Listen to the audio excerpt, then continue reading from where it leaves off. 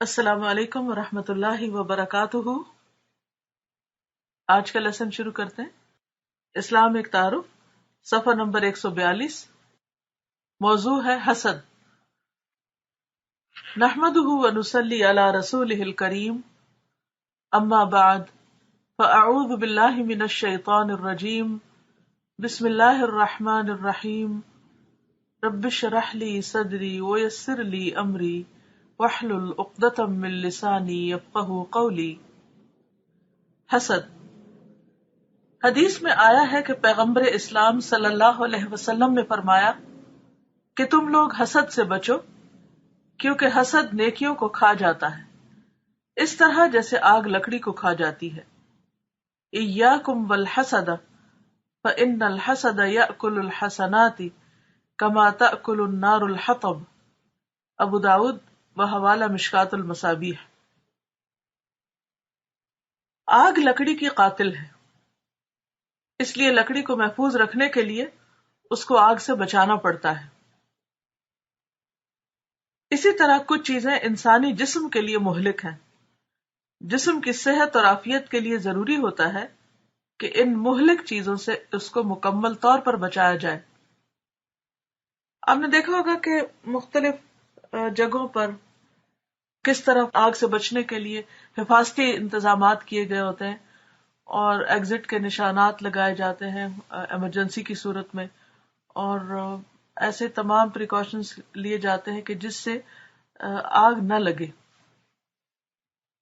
اور خصوصاً یہاں پر جو گھر لکڑی کے بنے ہوئے ہوتے ہیں تو اس میں تو بہت زیادہ احتیاط کرنے کی ضرورت ہوتی ہے، ورنہ جب بھی کبھی کوئی ایسی فائر کا واقعہ ہوتا ہے تو بہت ہی تکلیف دہ صورت سامنے آتی ہے، کچھ بھی بچتا نہیں۔ اور اس میں آپ دیکھیں کہ صرف جلنا ہی نہیں ہوتا کچھ چیزوں کا، بلکہ جلنے کے علاوہ دھوئیں کی سفوکیشن اور پھر اس سے جو ٹاکسکس نکلتے ہیں ان کی وجہ سے جو نقصانات ہوتے ہیں ان سب پر بھی آپ غور کر سکتے ہیں اس مثال کو سمجھنے کے لیے۔ تو یہ کہتے ہیں کہ جس طرح آگ اور لکڑی کو اکٹھا نہیں کرتے، اسی طرح کچھ چیزیں انسانی جسم کے لیے بھی مہلک ہیں، ان کو اکٹھا نہیں کیا جاتا، جسم کو ان چیزوں سے بچایا جاتا ہے۔ ٹھیک یہی معاملہ انسان کی اندرونی شخصیت کا ہے۔ انسان کی روح یا اس کے اندر کی شخصیت ہی اصل انسان ہے۔ اس داخلی انسان کے لیے بھی کچھ چیزیں بے حد مہلک ہیں، وہ اس کو آگ کی طرح کھا جانے والی ہیں۔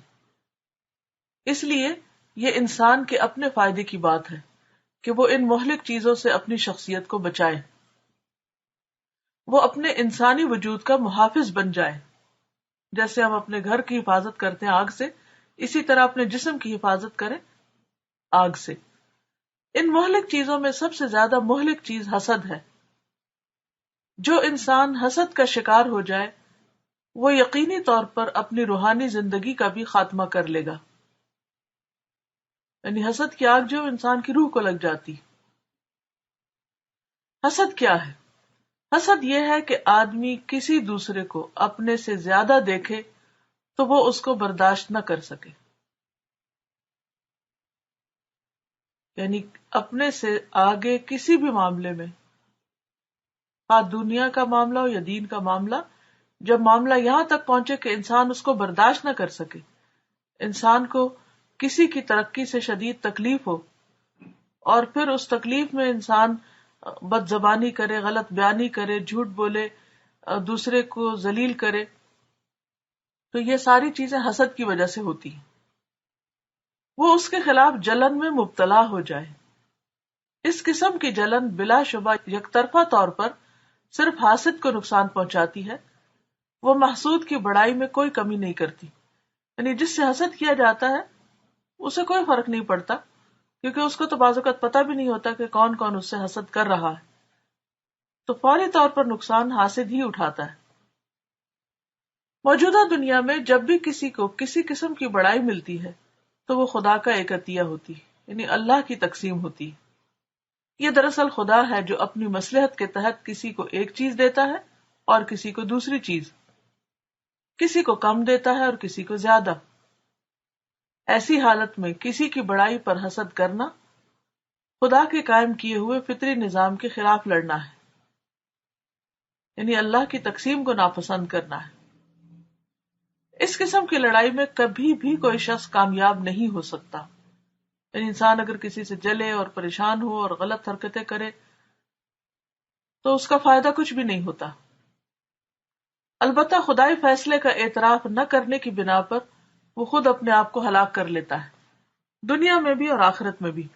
دنیا میں نقصان کیا ہے کہ انسان کا سکون اور چین لٹ جاتا ہے اور انسان اپنے اندر ایک آگ لگا لیتا ہے، اور آخرت کا نقصان کیا ہے کہ وہ آگ جو اندر لگتی ہے پھر وہ باہر بھی پھیل جاتی ہے اور انسان ہمیشہ کے لیے اس آگ میں جا پڑتا ہے، کیونکہ حسد کی وجہ سے انسان انتہائی غلط قدم اٹھا لیتا ہے۔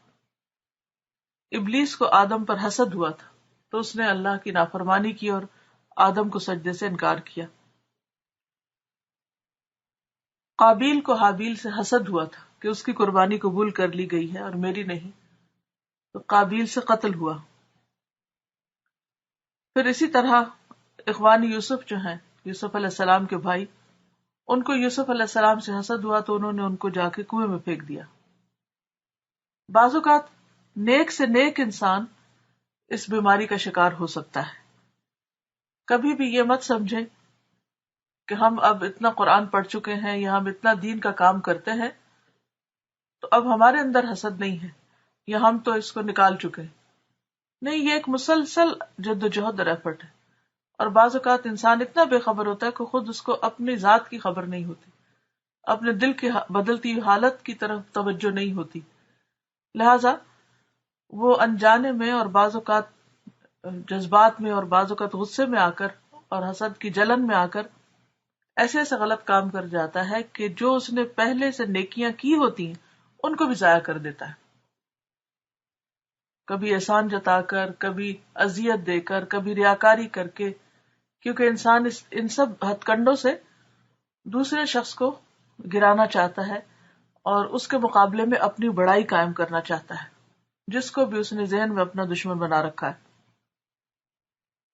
بعض اوقات دوسرے کی طرف سے ایسی کوئی چیز نہیں ہوتی، لیکن یہ شخص جو حاسد ہوتا ہے وہ خود ہی اپنے آپ کو مصیبت میں مبتلا کر لیتا ہے۔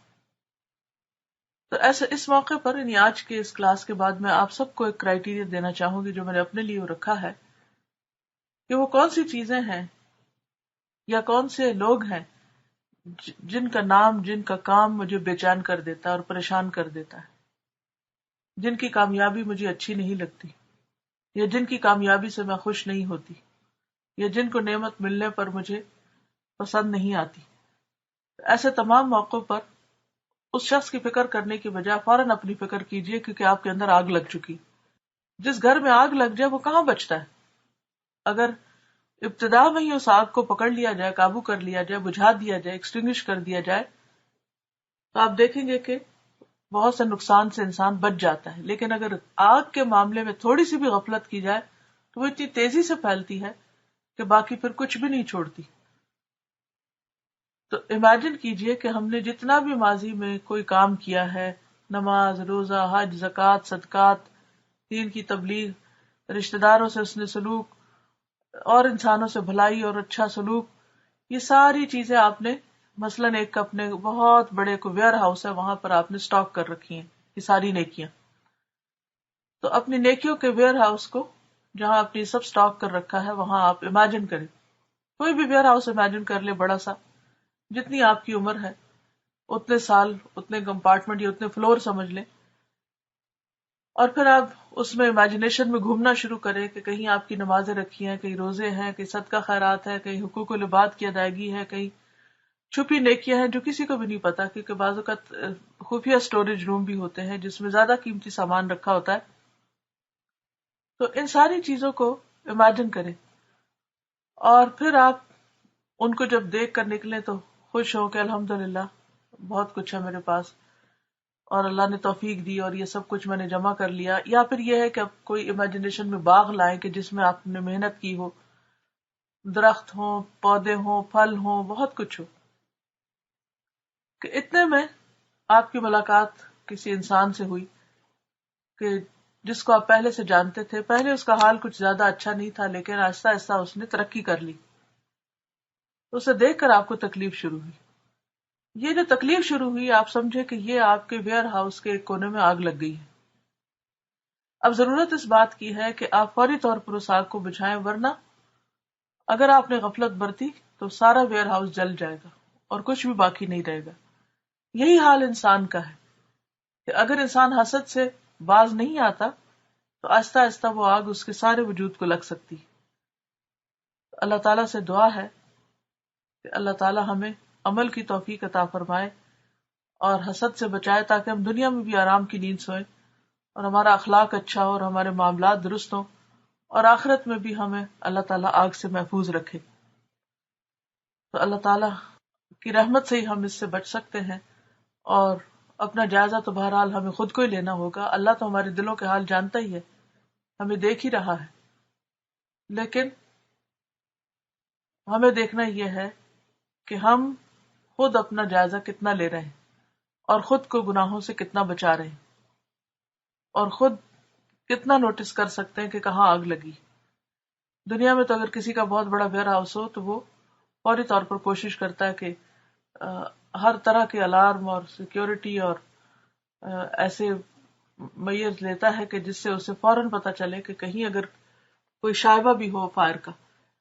تو اپنے دلوں کا بھی اسی طرح حساب لیجئے اور دیکھیے کہ وہاں کسی کے خلاف کوئی ایسی چیز تو نہیں پائی جاتی، اور اگر ہے تو اللہ سے مدد مانگیے. وَاسْتَعِينُوا بِالصَّبْرِ وَالصَّلَاةِ، اپنے آپ کو زیادہ بہتر کاموں میں لگائیے، انشاءاللہ اللہ آپ کی مدد کرے گا اور آپ اس مصیبت سے نکل آئیں گے. لٹرلی حسد جو ایک مصیبت ہے، اور اس کے لیے ضروری ہے کہ ہم اپنی نیکیوں کی طرف زیادہ متوجہ ہوں، کوششیں زیادہ کریں بنسبت یہ دیکھنے کے کہ اور کوئی کیا کر رہا ہے. ہر ایک کو اس کی خیر مبارک، لیکن ہمیں اپنے کاموں سے دلچسپی رکھنا ہے. تو اللہ تعالیٰ سے دعا ہے کہ اللہ ہمیں توفیق دے. وآخر دعوانا ان الحمد للہ رب العالمین. سبحانک اللہم وبحمدک نشہد ان لا الہ الا انت نستغفرک ونتوب الیک.